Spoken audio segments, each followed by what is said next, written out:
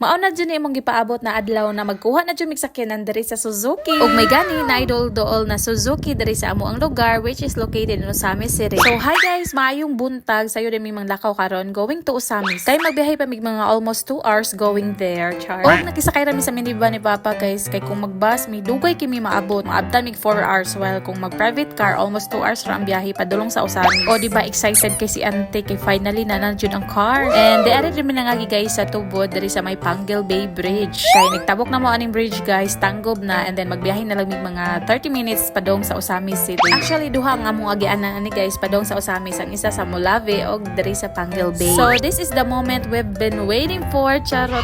Naa na jud diri karon guys sa Suzuki Osamis. O sa patong unang buhaton syempre magpili-pili na ta. Naa diri mga brand new cars nga gipang display, maka heart sa mata. Oy, kay kabalo mo guys, dugay na jud ko nangandoy og brand new car. Aw kinsa bagud ang dili ganahan og brand new oy. Pero ako ang gusto nga car guys kanang simple tan-awon pero astig. So na ako nakita andre guys mo ni ang latest sa Suzuki kaning Jimny, pero ang iyang price 1.3 million.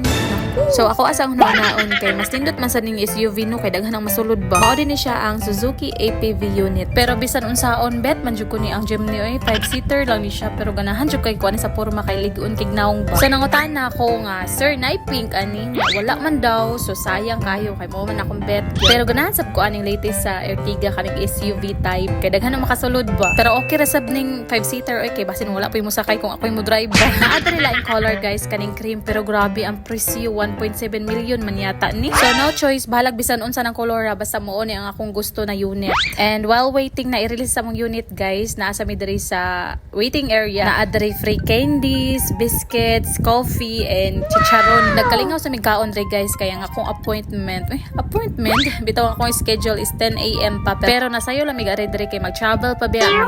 Awa parting kaon sa duha, parting ginalingawa ng chicharon. Oy. So kami diri na chill mi watch TV while waiting sa among order among unit na ma-release na. Nindot ni itambay diri silang hulatanan da kay naay mga free snacks na pay TV naka-sofa pa. Social. So after nila check sa among unit guys, net proceed na dayon ko sa billing kay magbayad na ko sa among mga bayronon. Buslot jud ang pitaka na to ani karon. So mo na lang ni akong kulang guys 21,000 kapin kay nakadaw naman ko. So after na ako magbayad guys, pwede na namo makuha o mauli ang among gipaayo diri sa Suzuki ang among sakyanan nga Ertiga. Kay mga 3 months gini natambay sa ilang service center guys tungod sa mga parts nga partig yun dugayan na abot. Kay ang isa ka parts gi-order pa sa gawa sa Philippines. Maong happy jud kaayo ko kay finally makauli na ni siya sa amo.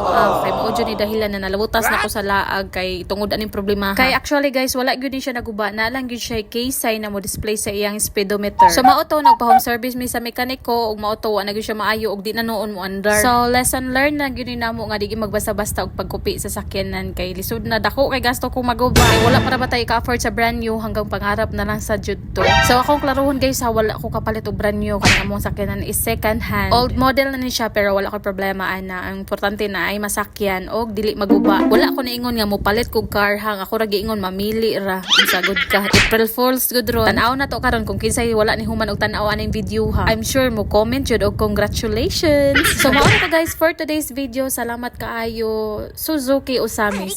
Bye everyone, kay mo proceed na mi sa birthday ni Lola.